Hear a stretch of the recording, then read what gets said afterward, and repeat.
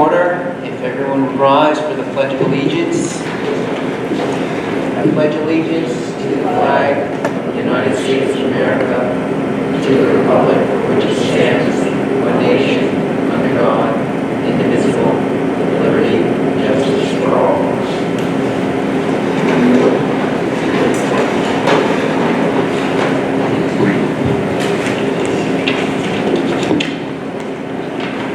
Thank you all for coming. I just had a couple things I wanted to mention for the public and for those who are watching on TV. Our district budget meeting is scheduled for May 30th, which is coming right up at 6 o'clock here at BMS. For the board, you have paperwork to support that. Those will be the articles you'll be responsible for. The only other thing I wanted to mention is in reading over the reports from the different administrators, it was really nice to see that there's been an emphasis on district-wide, an emphasis on transition. I know my wife serves on the BMS PTA, and she participated in a meeting where they were welcoming in new 6th graders and talking to the parents and all that. But we see it at every grade level. We see it at pre-K and kindergarten, getting those folks comfortable, knowing who's who to talk to. We see a strong transition program between Dyke Newell and Fisher Mitchell, and that was emphasized in both of those newsletters. And as usual, the work that's done at Morris with the incoming freshmen. So it's nice to see across the district that there's an emphasis placed on transition, because the smoother we can make these transitions, the better these kids are going to adapt to the program. So I want to thank the administrators for that. We will move on to item 4.0, approve and amend minutes. We have 2 sets of minutes. The first are the minutes from April 24th. Is there a motion regarding those minutes? Move to approve by Steve. Second by Alan.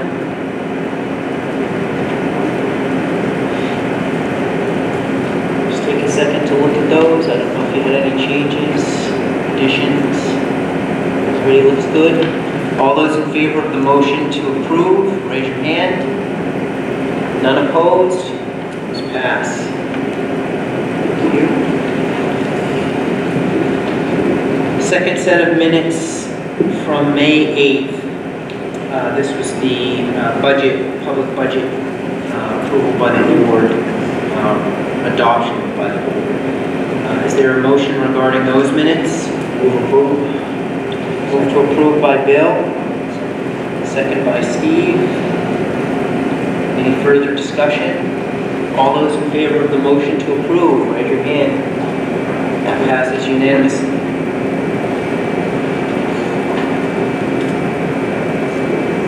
All right, adjustments to the agenda. Patrick? I just have 3 additional nominations for you, so I don't know if you want to put those under after 10.1E. We have nomination for assistant superintendent and for a Morse special education teacher and Dyke Newell special education teacher.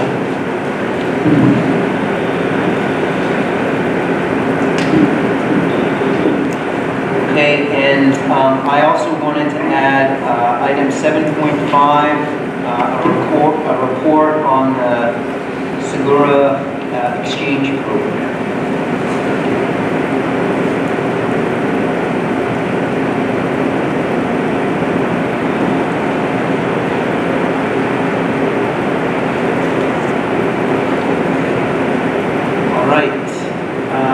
Public session, anyone from the public to speak? Okay.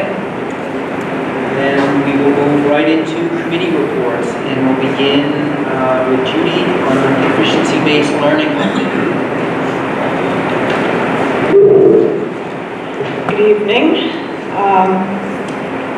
Last week, I think Vita emailed to you the Morris High School grading guidelines, and I put a hard copy on your desk. I don't know if you've had a chance to look at that, but if there are any questions that I could answer or take back to JP, if I can't answer them, I'd be happy to do so.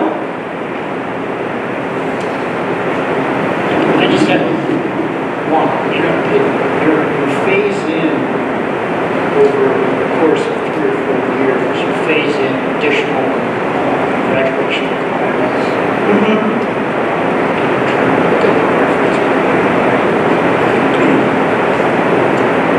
Well, you know, beginning, I guess it's beginning. I can't quite hear you, Steve. Beginning in 2022, you add. What page are you on?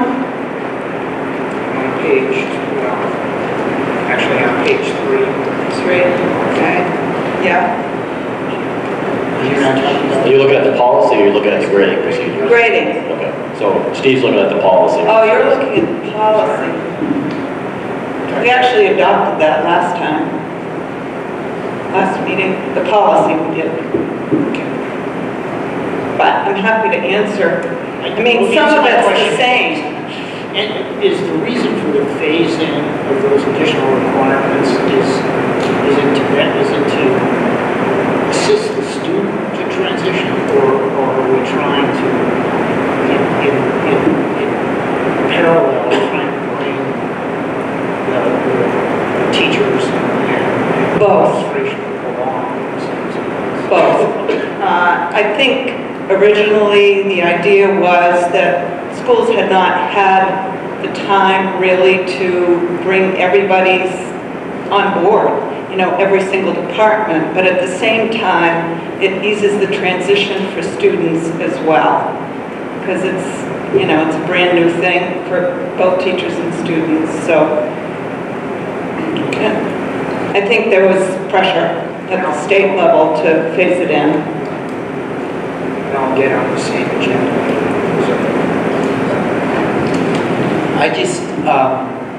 I did see these, and my assumption was with the proficiency level on page 5, where it shows exceeds, meets, and does not meet, I'm assuming that's trying to kind of correlate the 1 through 4 scale with the letter grade scale.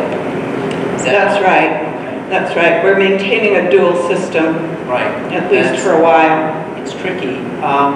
The only thing that I'd like to say, and I know that Morse is trying to meet the state requirements, and we're still not sure where that's all going to end up.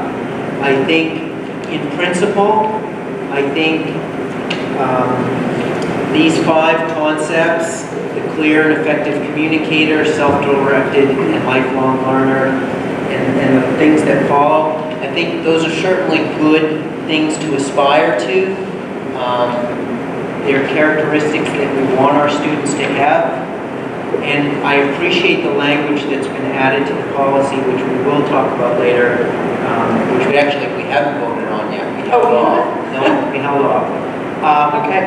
But I think that as a parent, if you have a student that's entering the high school, and I know the policy does address this, that they'll communicate the expectations very clearly.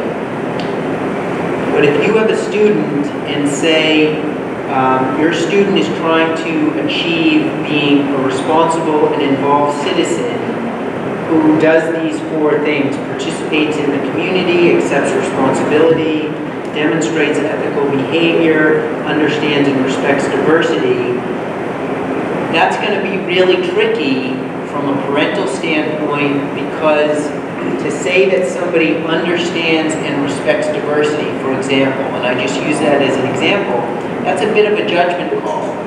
And I can see where there may be potential conflict between a parent and a teacher, a parent and an administrator, a student and a teacher, to say, my student does this, my student uses a knowledge base to question and explore ideas, and administrator says, no, they really don't. They haven't demonstrated that in class. Well, they do it at home or they do it in the community. I just think that while philosophically these are great concepts that we want our students to achieve, I think from a practical standpoint, it's going to be very challenging to across the board implement these and do it fairly among students and make it clear to parents. So I just want to raise that concern.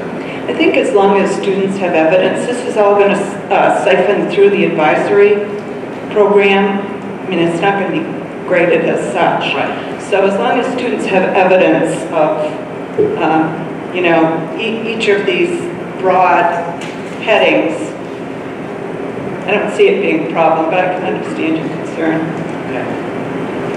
Anyone, Steve? Yeah, let me ask you the question I asked before this. Yeah. How much guidance, assistance are we receiving from the state aid? Very little. So yeah, each district, and I'm sure RSU1 is not unique in that, but each district is really pretty much outside in terms of... It is, and you know, the odd thing is that back when the main learning results were first adopted, and those were standards, the whole idea was that a student would be able to go from one main school system to the next and have very similar, you know, expectations. And that has carried over to the whole, the theory at least has carried over to the proficiency-based diploma system, but it's not the case. I mean, we've all been on our own to figure it out, and what we're doing here is different from, to some degree, from what they're doing in Yarmouth or Millinocket or you name it. So it's going to be challenging for students who do move from one district to the next, and it's going to be challenging for principals because it's going to be up to principals to make an assessment of whether that student has, what comes from, you know, Cumberland actually is similar to what we're expected here. So there's a lot to be worked out still. I mean, I think it's important to point out this unfunded activity. I mean, the state has mandated that districts do this. Yeah. They haven't provided a lot of guidance. They've provided no financial assistance. Well, we get a proficiency-based diploma grant every year, which amounts to about $24,000 for us. I think it ends up being a percentage of your total state allocation. It's been a very staff-intensive. Oh, yeah. I mean, we've ended up spending hours on our Great Schools Partnership so that we have that coaching, but it's very, very intensive. Okay. Yeah. Any other questions? Yeah, I just want to actually just echo what you were saying, Tim. You know, that in principle they are all great, and I think as long as it's kept in the right mindset, like you said, as long as the student has evidence. But in the same way, if they say they don't, you almost have to have evidence as to how they don't. It turns into a subjective kind of logic problem in it. Right. If you're not careful. I mean, I understand you must have already had these discussions and talked about it and figured out because you're going from you know, a scale that you either get the answer right or wrong to much more, you know, that it, I guess it weighs because the teachers have always subjectively with their professionalism stated how a student is behaving or how a student is doing, but now all of that is coming into whether or not you can graduate, not just how you behave in class that day. So it's just, yeah, I'm just aware of that. Yeah, But I do like how it's laid out. It is part of the law, and Yeah. we have to Yep, consider these. I agree. Thanks. Anyone else? Judy? Megan? I just had a question about, so the portfolios, will those be online portfolios? That You know, I don't think we know that yet. because it's the freshmen that are entering next year, right? That are being held. Portfolios for these guiding principles you're Yeah. talking? Yeah. You know, I'm not really sure. Okay. I'll ask JP about that. Entering class, right? It's freshmen next It year. is, Yeah. yes. I Anyone else? almost understand it. I've Me been, too, Bill. I've been studying, but I don't know if I'm proficient yet. But I want to take this opportunity to thank you for the work that you put into it, the leadership that you provided in this whole exercise. It's really been tough on a lot of folks, and a lot of folks have invested, and you've been the leader of the pack, so Well, thanks you. JP and the teachers have done yeoman's work as well as guidance. And would you like me to answer questions about the policy while I'm up here, or shall we wait until that? No, I think we'll wait. Okay. Yep. Yeah. All right, item 7.2, Facilities Committee. Bill? Yeah, we finally got together. There hasn't been we've been in a honeymoon period thanks to that wonderful bond issue that folks supported.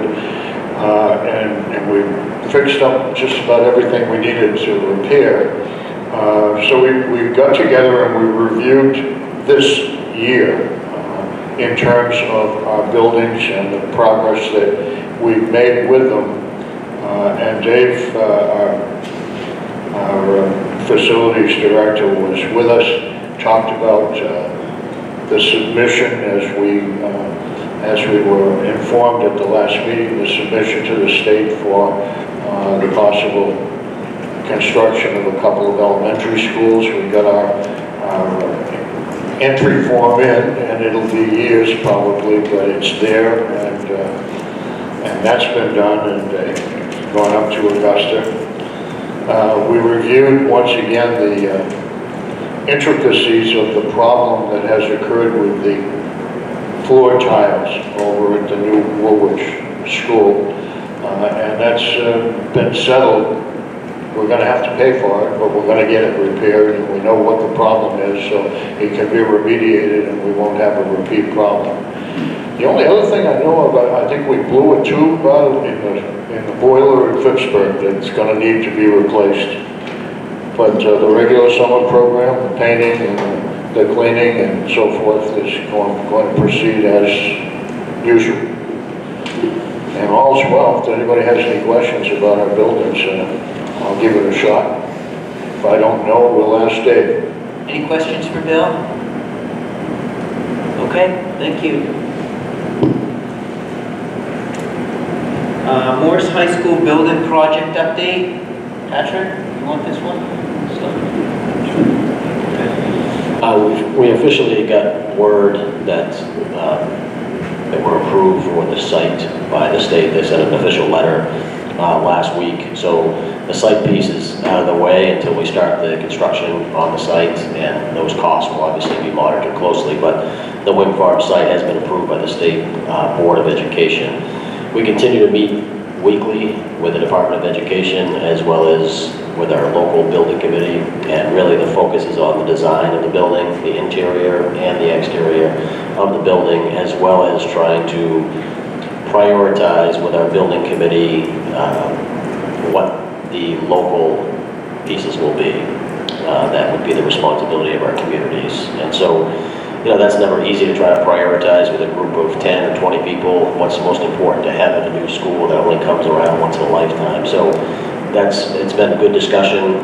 We're trying to negotiate with the state about certain things, but that's kind of where we are right now with the process. And I'll let Tim or Steve weigh in because I couldn't be at the meeting last week if you want to add anything.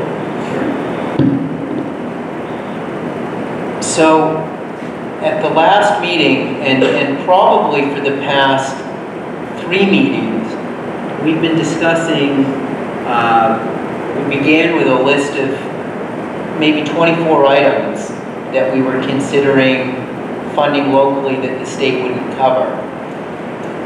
That list got narrowed down to probably a dozen, maybe 15 items. And then the question started being asked.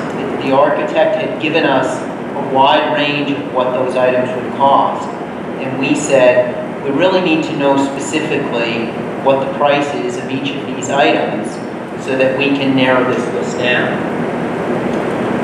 He came back to us with very specific numbers, and the numbers were based on a formula that is driven by the state, and that it's it's on a square footage basis, so the number that they use is $400 per square foot. So once we started looking at some of these items and the actual cost of building them, we quickly came to realize there's a cap at which we can feel comfortable bonding to these communities. That debt that we would take on that first year significantly could impact our budget anywhere from 1 to 3%. So we felt it was in the community's best interest that we narrow the list down to items that would fall within maybe a $6 to $7 million range. We had long discussions at the last meeting. We felt we had to give the architect some direction. We also expressed some concern that the state was using that figure of $400 per square foot. There's another architect that sits on the committee, and he spoke as well as Ron did, our own architect, saying that number just doesn't necessarily pass the straight face test. Now, from the state standpoint, there are a lot of costs that are incurred with a project this size, application costs, fees, site work, and part of that $400 per square foot is the state's way of saying, if we're going to do this extra bit and it's going to be locally funded, you're not only going to have to pay for the construction, but you're also going to have to pay a percentage of those costs that we incur to do the project. Ron was going to take into consideration some of the comments that we made, take them back to the state, and see if he could negotiate that number down. In the meantime, the list that we've generated, and again, this list is in flux, but I think we're getting pretty close. It can change again, but we're looking at funding the theater upgrade to match what we have at Montgomery, the additional dining space in the high school that will allow us to go from 3 lunch periods to 2 lunch periods, a multi-purpose room, and alumni space, which is something that is used, that's where we hold those meetings. Additional nurses space, which would get us the space that we currently have. It's not really, it's additional space as far as the state's concerned from a funding standpoint, but it would give us what we currently have. The IT support space and the geothermal heating system. We also put in $600,000 for unknowns, additional glass, flooring, things like that. Now, the items that are not on that list, some items like the RSU1 offices, the food pantry, the adult ed space. As much as we would like to have that in the building, we feel that those spaces are accommodated elsewhere in the district, and that down the road, that might be something that we could add. But to get this number in below bonding, we took those off the table. The other space that you don't see on there that was heavily discussed is the practice gym or the pit. And the approach that we're going to take is the group feels that they're going to hand that over to the fundraising community and see if locally we can generate funds outside of the bonding that would cover that space. So this is the starting point. This list will change or may change, but we're getting close to a time where we need to kind of etch it in stone as far as the state is concerned. I'm trying to think if there was anything else. I think the group generally as a whole supported this move. They feel confident that locally we should be able to find the funds to help with that practice gym. And I think that we are going to vet the geothermal part, look at the payback period, look at the efficiencies of it, see what success and challenges other communities have faced, and compare that to the financial impact of a traditional heating system to see if it's really worth spending the additional money. And I know Dave has started work on that. So, any questions? Or Steve, did you want to add anything?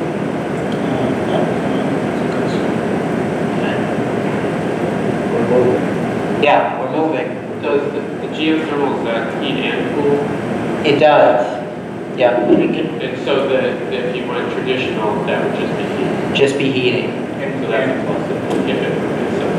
And the architect indicated without the geothermal, you don't get air conditioning. Right. Right. So that's potentially a big deal. Jen?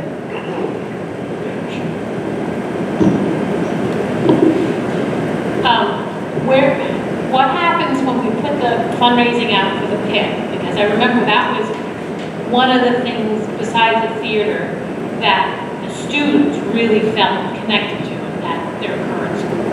And that was a place where alumni reflect upon, the current student body really spoke to, this is what's important. If we can't meet the fundraising needs, how do we know that we couldn't exchange one of these items on the list for that? Like, when does that happen with, those decisions need to be made? And is it a one-to-one thing if we were? We definitely need to make that decision prior to the referendum.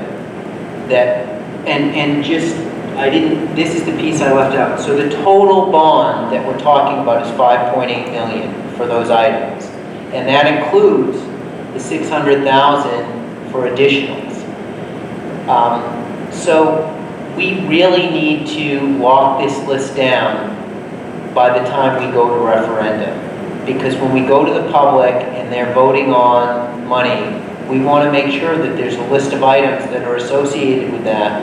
I don't think after a vote occurs that we could swap one item out for another item. I think it's very early in the stages of fundraising and looking for contributions. But I think the one thing to keep in mind is, at least from my standpoint initially, I thought, say somebody wants to pay for naming rights for the theater, or the cafeteria, or something along those lines. In my mind, I thought the money that they donate would go towards the space that they're putting their name on. It doesn't necessarily have to work that way. That if they don't say, if they say, I want my name on the cafeteria, I want to call it the Mrs. Jordan Cafeteria, they've paid for that right, but that money could be utilized towards the fundraising for the pit. So there's a lot that committee is going to have to do, and these are really initial discussions. I don't think they've met and talked about this. Do we have a ballpark for what the gyms, like what they have to fundraise? The thing that was brought up is using the state's formula. It was close to $3 million. But based on current construction costs, if the walls are there and you're building it internally, it could be 1.5 to 2 if we did it ourselves. The other piece there, though, is would the state allow us to participate in the construction process at the same time that they're building the school at a figure that was less than the $400 per square foot that they use. So Ron is going to approach the state, one, to question, look, does this $400 per square foot, is it legitimate? How can you justify this? Because the way that I saw it is using the state's figures, to add that additional space to the nurse's office. I think it's 200 square feet. Yeah, 200 square feet, it's $112,000. You could buy a small home in Bath. To build the multi-purpose room, the room where we've been meeting, you're talking $672,000. You could buy a mansion on the Kennebec for $672,000. So I think that certainly the state has other costs associated with that $400 per square foot, and they're driving this process. It's their money, so they can dictate. But I think Ron just wants to bring that issue up and say, we, like the state, want to minimize the impact to taxpayers. We want to spend the dollars wisely. Can we justify that figure? And would any of these things be able to be built outside the building envelope? Yes, they would, down the road. There's additional construction that could be done, and we've considered that. The one other consideration, though, is with the visioning committee, one of the things was to try and centralize everything in that building, have one entrance, have everything right there. And if you start building things off, we toyed with ideas of a theater and a gym off. Then you have people not going to the high school, they're going to the theater building, the gymnasium. And so that kind of doesn't jive with the vision. So, but it's a good suggestion in trying to find that balance. Any other questions? Sarah, can you take the mic? I just have one question about the geothermal. I just was wondering out of curiosity why that was chosen versus something like solar or something like that. I just want to know why. Sure. The benefits of geothermal are using geothermal as a heating system. They are saying it has a 13-year payback period. It's a tested technology, and it's fairly straightforward. If they were to use solar, I'm assuming that the investment might be greater up front, and I don't know if they could create an array large enough that would, heat and cool the entire building year-round. It may be a supplement, but it wouldn't take care of it wouldn't be the primary system.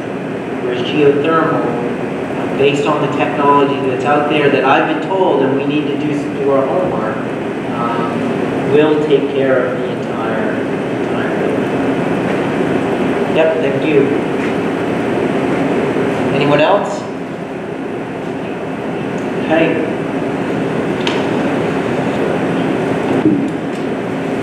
Anything else you want to add, Patrick, on that?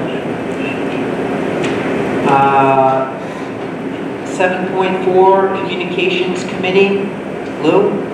Yeah, I don't really have a report. We've been meeting weekly, and we continue to do so and plan to have a report for the next meeting in June. I'm just really impressed with folks who are working hard and really trying to find all ways to improve the efficiencies, but I don't have anything more specific to report today. Any questions for Lou? Okay. Item 7.5, I just wanted to talk about the Seguro Exchange Program. I've been the sitting board member on that committee for, 2, 3, 4 months, something like that. And I hadn't spoken about this, and I felt that you folks needed an update. For those of you who aren't familiar, this program, there's some historical significance here that goes back to 1889. In 1989, when there was the anniversary between Japan or Seguro and the city of Bath, they devised or came up with this concept of an exchange. The first exchange happened in 1990, and it's been going ever since. And students from the RSU, basically grades 8 through 12, go over there for a week and a half, and then we receive students from Japan who come over here, we host them, 10 to 15 students here. And the strength of the program, it's had kind of highs and lows. At one point it was strongly tied to the RSU, and then it got realigned with the city of Bath, and I think the program is looking for more involvement with the district.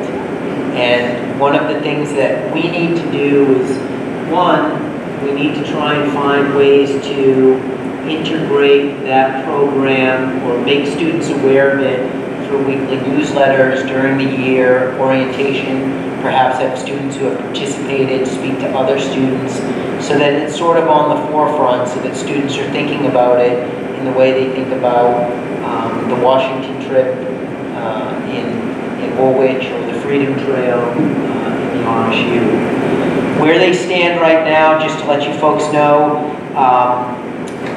our students will be going to Japan between July 24th and August 8th. There are 11 people going. 8 of those are students. The Japanese students who will be coming to Bath, they will be coming August 11th through August 19th. There are 15 total there in that party. Of that, 12 are students. And then this year, there's an adult delegation coming over, which doesn't happen every year, but there will be some adults who are part of the program who will be coming to Bath. They'll be arriving on June 28th, and they will be leaving on July 5th. And they've asked to participate in Heritage Days, and they'll be in the parade. There will be a dinner that they will be preparing on the 29th, and then there will be a luncheon on the 30th. They've asked for RSU administrators to participate if they're interested, and I'm certain if board members wanted to attend, that would be great as well.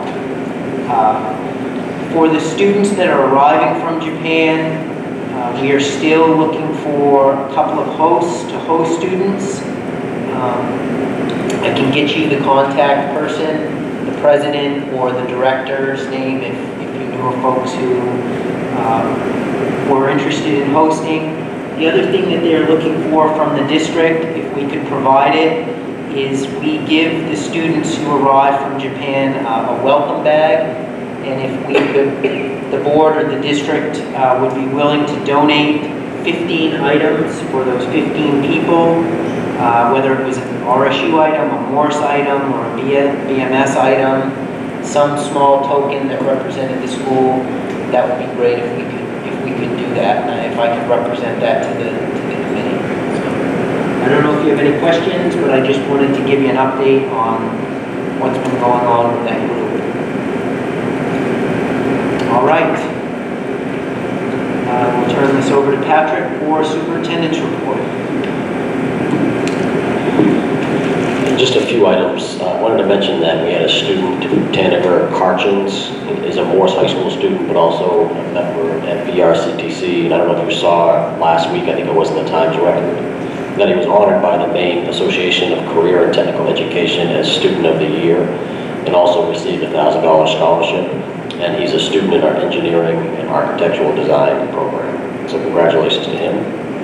We received a grant for Bath Middle School to get 20 to 30 mountain bikes, and they will be used hopefully to create a club for our students, but also maybe used during the school day for students that may need, may be beneficial for them to use bikes for a variety of purposes.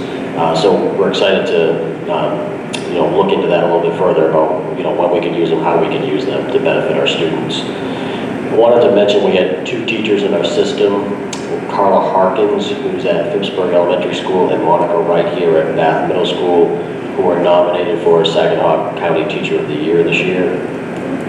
And just 2 other things. It was in your backup, But at BRCTC, we have a lot of articulation agreements with colleges and universities.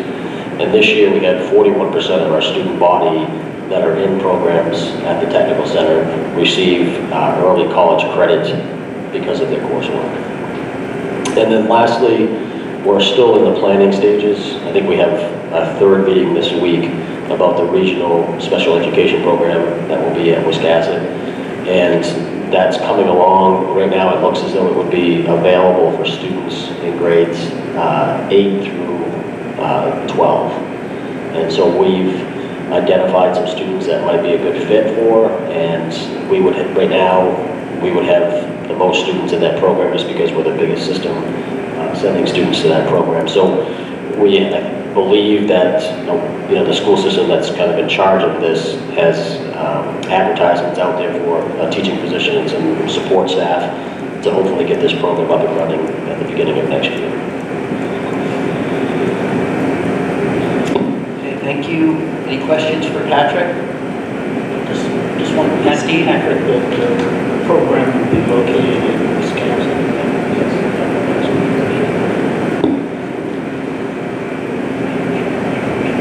Anyone else?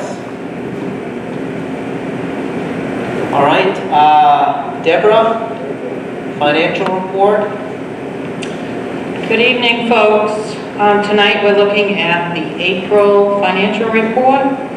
So this tells us that we have 2 months remaining for the year, about 3 months worth of invoices though, because what comes in April will be paid in May.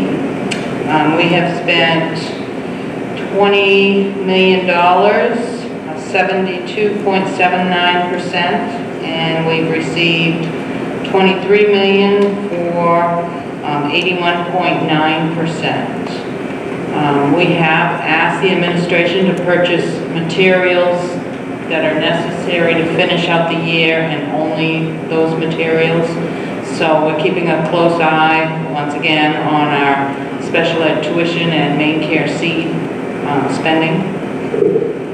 And that's really about it. We've been working on the Woolwich rebonding, the refunding, and that's all will be closed on Thursday. We had insurance bids today that we're still reviewing, and we will let you know when we grant that bid. And that's about it. Any questions for Deborah? Okay, thank you. On old business, we have one item, review the goals. Is there anything here we wanted to touch on? No? Can you remind me, Tim, when we reflect on these goals again and set them for the next year? That's something we'll start over the summer. Okay. And the hope is that if we have an opportunity to get together in August, formulate, have a special workshop to formulate some goals then. You want to try and get them approved as quickly at the start of the year, ideally September, October, because you're already into the school year. So it's good to try and lock them down in August and get them approved September, October.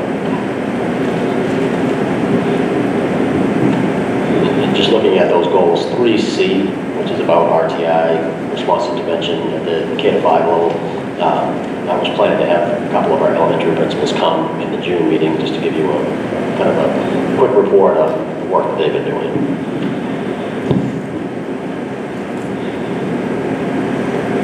Okay, under new business, 10.1, we have a number of personnel items. This is an action item, and as you see, I have to recuse myself from this. So I will turn this over to Steve.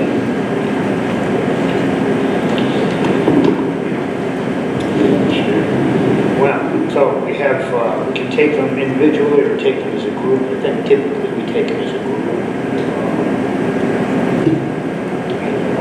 Yeah, why don't you go? I can walk through these and then you can vote as a group if you'd like. The first nomination is for an assistant principal at Morse High School, and we're very pleased to nominate Eric Varney tonight. A lot of parents and students are probably, well, I guess they could be disappointed in one way because we'll certainly miss him as a classroom teacher. He's a high school science teacher, and but we're very happy to have him join our administrative team. You can see we had 12 applications, interviewed 4 people, and you can see his education and his experience, and he's excited to start that new role next year. Next person you might know, a guy named Tim Harkins. He's our nomination for food service director in the district. We had 5 applications, we interviewed 2, and you can see the people that were on the interviewing committee. We put together quite a committee for this one, 2 administrators, 2 central office personnel, 1 board member, and 3 cooks in the district. And grilled Tim pretty hard, but that he is our recommendation. We're excited to have him join us on August 1st.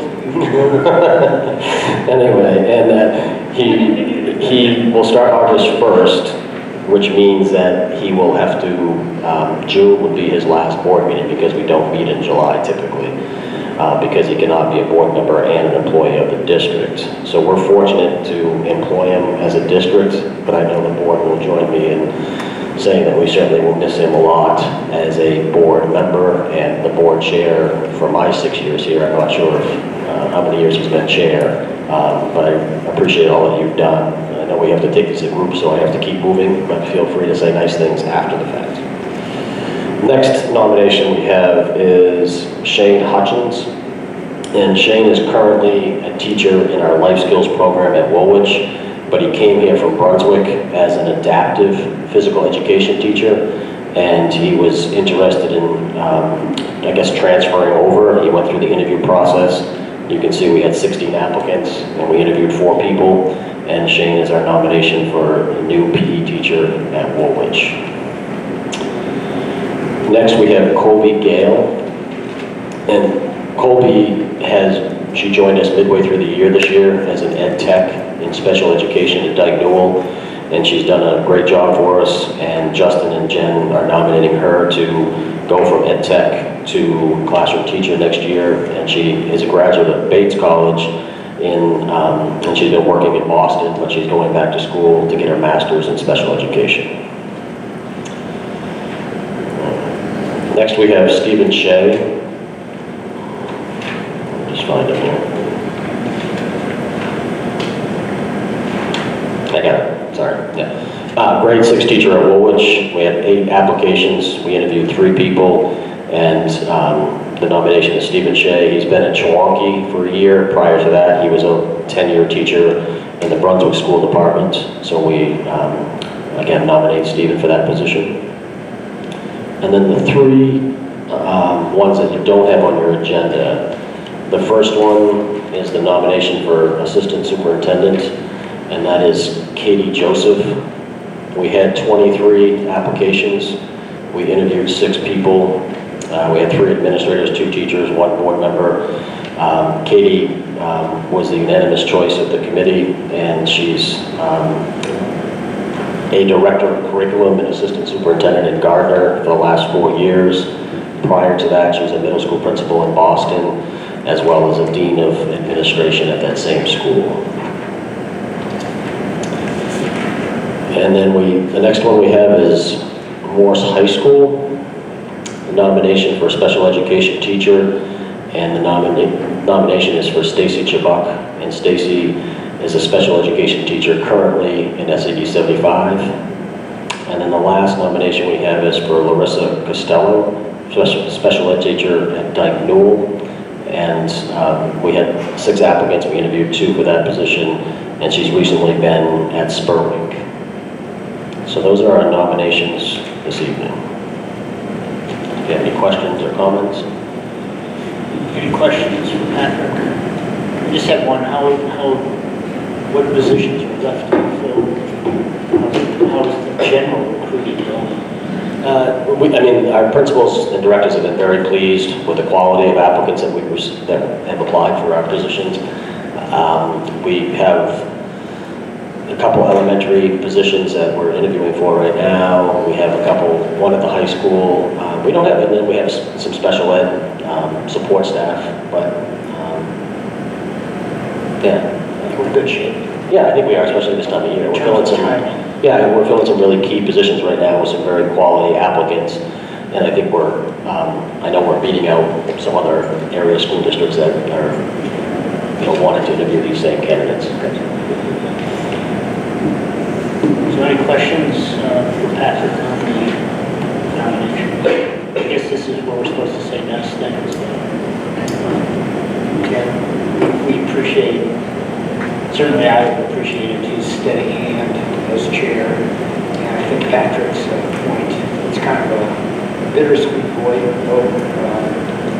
Very happy for Tim that he's found a place to where he wants to be. And I think that's great. I think it's great for the district to benefit from his experience and certainly his expertise in terms of his management skills, but he will, at least I will miss him. So some of the committees that we have, like the different committees, they have teacher representation on them, right? Staff representation on some of our committees. So the committees we have right now, for the building committees and the design firms, some of those things, they have teacher representation on them. So if you were a food service director, could you continue to help with that process? A person in that position could continue to help with the design and implementation of the if that was available for them? Dining space, yes, would they be part of that conversation? Yeah, we have a few people, not usually classroom teachers, but people that may work in the technology or other areas in the district that do join us for those meetings as their schedule allows for them. Right. And that's one thing that with Tim's history and his involvement in this project, it would be great if he could still be able to attend those meetings. By the time he starts, we'll still have work to do till we get to the referendum. Right. So yeah, I think the timing is good for Tim to continue to be involved in that process. If he would like to do that and have time, of course, because it's a new job and everything. But if he did, want to participate, I'm And we're gonna invite him back to every board meeting so she can tell us about That's participation rates and everything else too. So That's great. we'll keep him busy. I was going to say, Tim, if you do half as well as the food service director as you handle these meetings, I think we'll see profit in the food service. But no, it's congratulations. It's a good move. Certainly we'll miss you as chair and all that, but like you said, we'll still be calling you back every meeting anyway. So congratulations. Mr. Chairman, just a quick word. I've had the privilege of serving on a school board in Massachusetts, and I've had the privilege of being here for 5 years. And no one has ever led with more sincerity or integrity than this young man, and I hate to see him go. But if it's what he wants and what he wants for his family, God bless him and good luck. And remember, board goal number 7. We got to get more participation in our food service. Sooner or later, the rubber hits the road. He's going to have to after all these nice words. That's right. So anyways, do I have a motion to approve recommendations from our So moved, Mr. Chairman. Bill? Second. Second by Lou. All in favor? Any opposed? It's unanimous. Thank you. Thank you.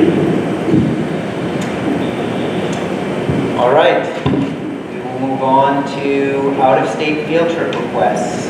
We have 2, both going to Boston. First is Fisher Mitchell, 5th grade, to visit Boston on June 9th. These are both just day trips, correct? Yeah. Is there a motion to approve the Fisher Mitchell trip to Boston? Second. Moved by Bill, second by Steve. Any further discussion? Okay, all those in favor of the motion to approve, raise your hand. Okay. Fun in Boston.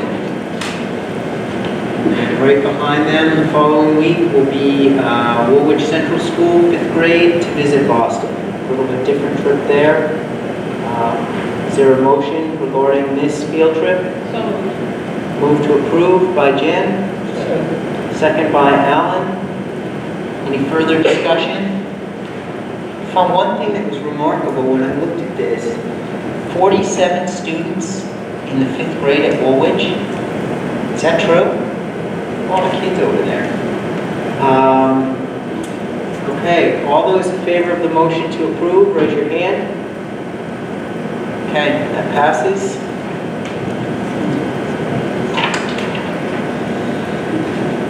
And we have 3 first readings of board policy. There's no action on these, and a couple of these are coming back to us, again though, just for a first reading, no action. So we'll begin with policy JLCB,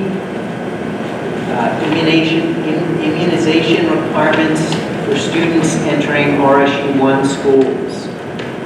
Any discussion or comments on this?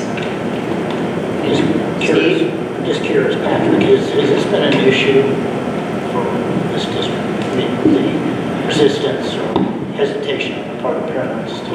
You know, a little bit, Judy. I mean, I know it was in my past system, and it has been here. Sometimes it's more about, as you can see from the policy, there's reasons why people would not choose to do this. But sometimes it's just a matter of our schools having to continually ask them to provide something to us in writing of why there's an objection to this. So it's that follow-up that I think sometimes we have a hard time chasing down.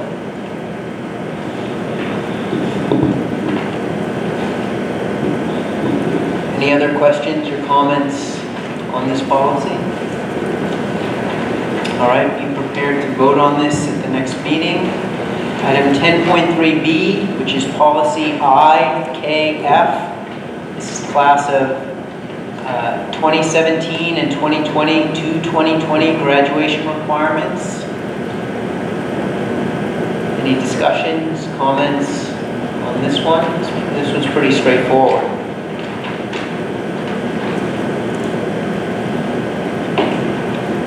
All right. Then we will move to item 10.3C, policy IKF, class of 2021 through 2025 graduation requirements. Any discussion,